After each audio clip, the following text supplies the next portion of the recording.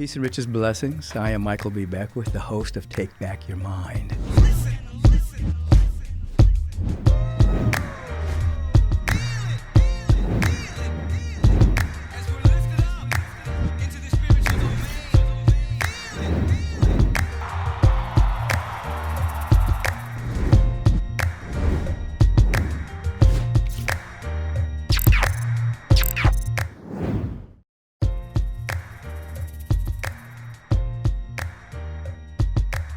Radical blessings to all of you, and welcome to the Take Back Your Mind podcast, the life question of the week aspect of the podcast.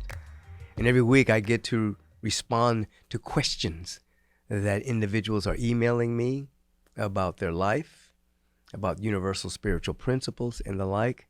And today I have Andreea, and she says this: I'm having a challenge dealing with my ex-partner, the father of my 9-year-old son.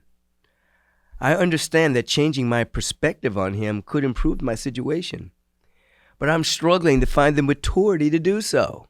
Currently, I view him very negatively and only see his lack of responsibility, anger issues, and his toxic behavior. This perception is affecting my peace of mind in our co-parenting relationship. How can we love the unlovable and forgive the unforgivable?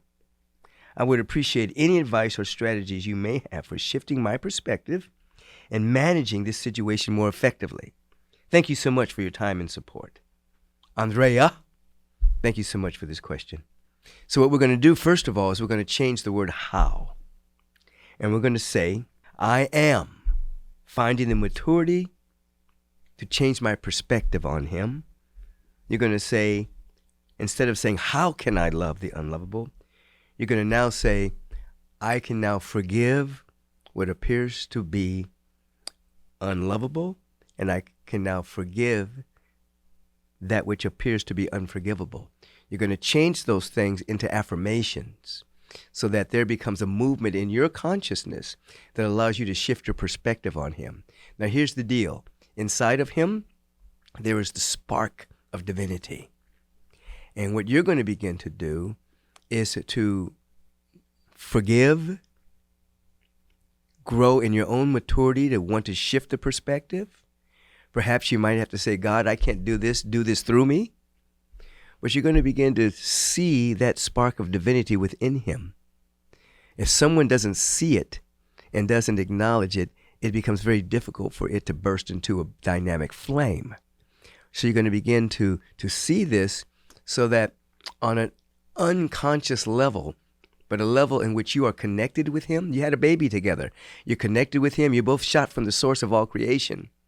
Something will begin to operate, and this spark of divinity will begin to slowly take over, and he will begin to operate from a higher level of consciousness.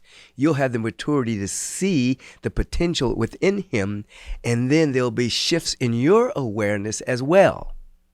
I know you're mad. You're upset. You're operating from a high level of pissosity. You have a child. I understand that. But if you shift or become,